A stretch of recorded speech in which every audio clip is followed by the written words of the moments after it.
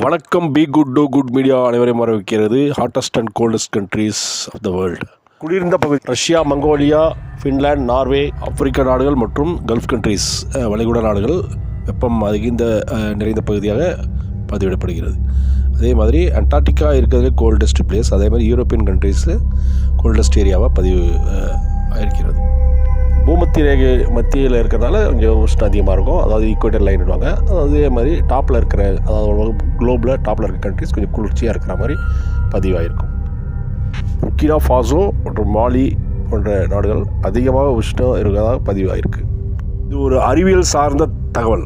ரஷ்ய நாடு ஓமியோகான் மற்றும் சைபீரியா போன்ற பகுதிகள் அதிக குளிர்ச்சியான பகுதிகள்.